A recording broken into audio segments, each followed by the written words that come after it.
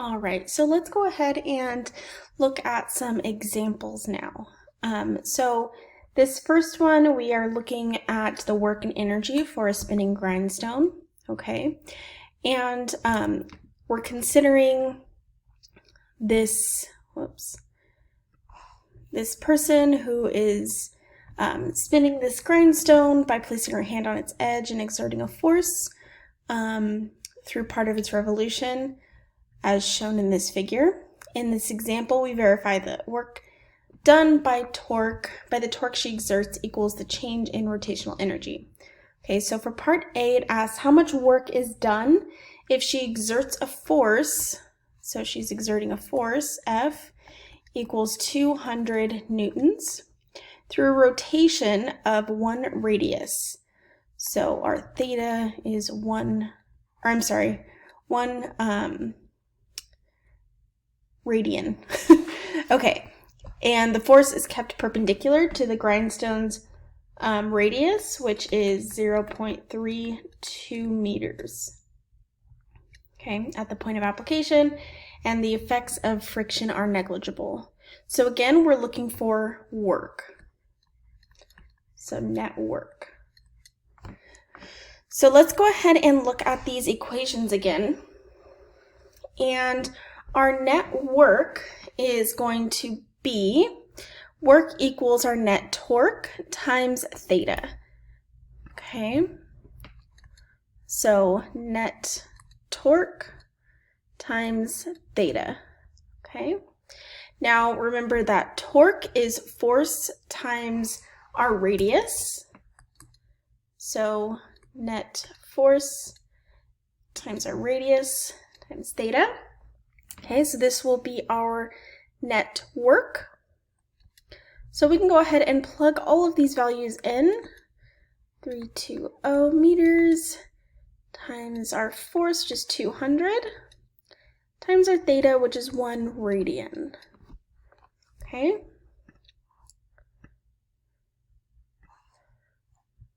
All right. So we can go ahead and plug this into our calculator.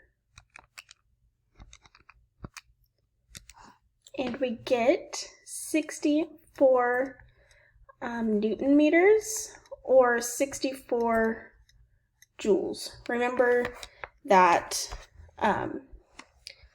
work is a type of energy, so it can also be in joules. Okay, so that's going to be our net work. Oops. Okay, now looking at part B. It's asking what is the final angular velocity if the grindstone has a mass of 85 kilograms. So now we're looking for an angular velocity. Okay, so we're given our mass is equal to 85 kilograms. Okay, so let's go ahead and look at our equations and see what we can use here. So we're going to go back to this page, and it does actually look like we can use something like this equation here. Okay, since we have our net work, we have our, we know how to calculate inertia, right? Okay, and we want to know this omega. So we could use something like this, or go back and do something like this, just depending on what we can plug in. Okay, so let's go ahead and look at this. So omega squared equal omega naught squared plus 2 alpha theta, I believe, is the equation. Yes, and we know that it started from 0, or at rest. So this is gonna be 0 radians per second here. So that crosses out. Now alpha, we need to find an equation for alpha. And remember that net torque is related to alpha by this equation here. So net torque equals I, which is inertia, times alpha, our angular velocity, okay? And remember our inertia for a circle we used in this other problem here is just going to be 1/2 mr squared, okay? So I equals 1/2 mr squared. Remember that torque, like we used just above, is equal to r times f sine theta. And in this case, they're perpendicular, so this goes to 1, okay? So with all of these relations, we can plug this in and solve for our omega, or our angular velocity, okay? So let's go ahead and do that. We have 2 times alpha, okay? And let me go ahead and put this theta here first. And let's move this down a little. Okay, so alpha, if we're using this relation here, is going to be equal to net torque over inertia. So let's go ahead and plug that in. Net torque is going to be r times f, divided by our inertia, which is 1/2 times our mass times our r squared. Okay, so we can go ahead and plug these things in. Notice that this r and this r should cancel. Other than that, we can go ahead and plug things in. Our theta is 1 radian. Our force was 200 newtons, okay, divided by 1/2, times our mass, which is 85 kilograms, times our radius, which was 0.32 meters, okay? So if you put that into your calculator,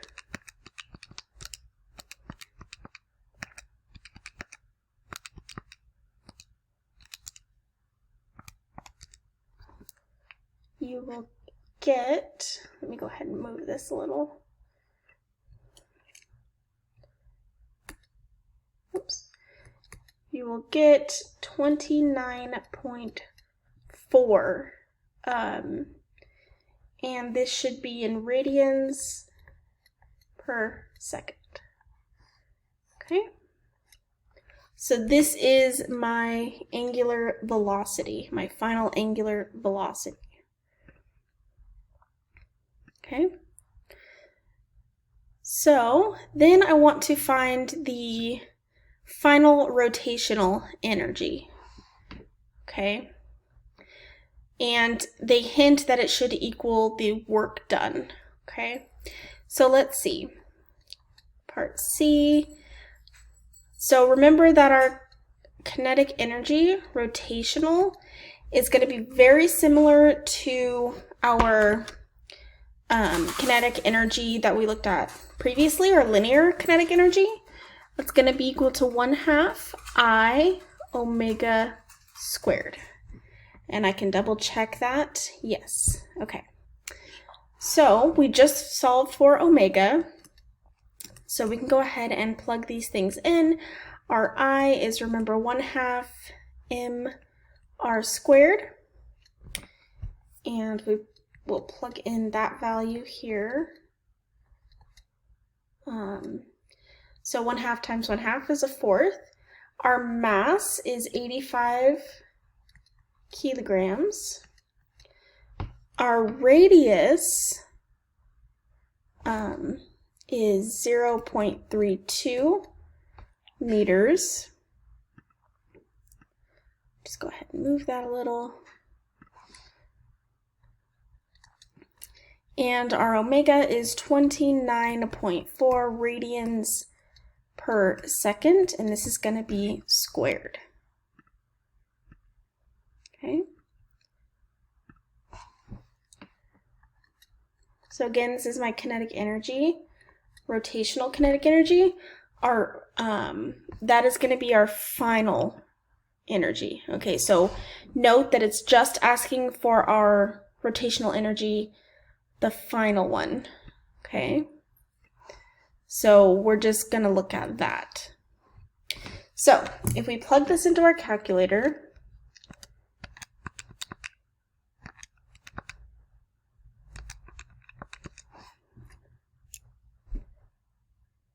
we should get, something went wrong here. Oh, forgot to square this term here. Okay, so let's try that again. So 0.25 times 85, 0.32 squared times 29.4 squared.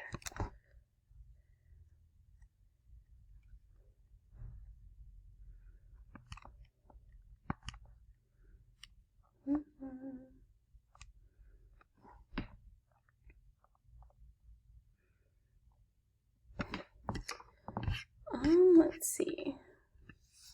Something is going awry. So I'm calculating it and I'm not getting the same answer as my work. So I know that there must be something that went kind of astray. So let's go ahead and look for that.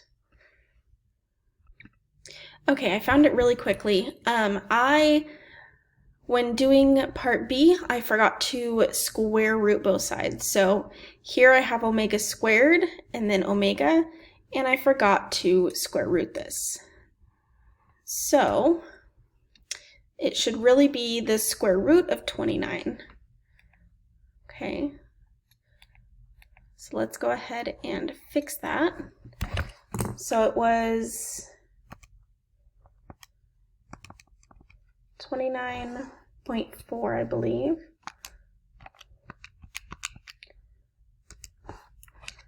Yeah, so it should be 5.42 radians per second.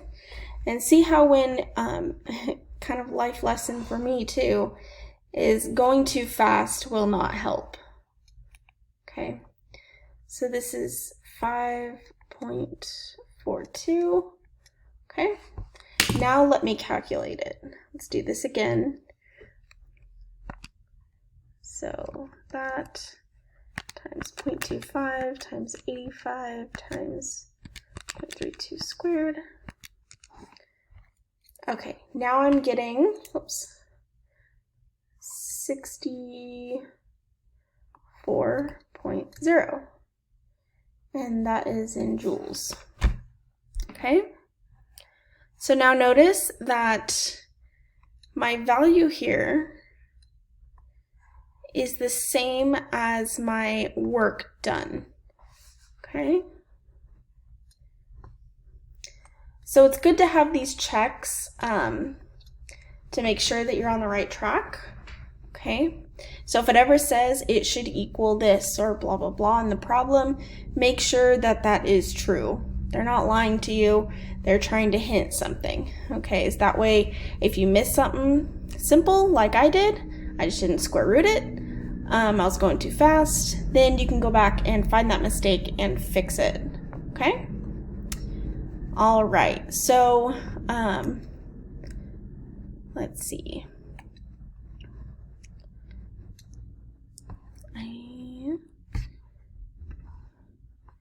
Okay. This one is also in this section, this problem, but I don't think we're going to have time to do it in this video, so I will have to do it in the next one, but I can at least state the problem. We want to calculate the final speed of a rolling cylinder that rolls down an incline of 2.0 meters. Okay, that's how high the incline is. The cylinder starts from rest and it has a mass of 0.75 kilograms and a radius of 4 centimeters. Okay, so when you come back next time, I'll try to have a quick drawing of it, and then we will go ahead and solve this problem.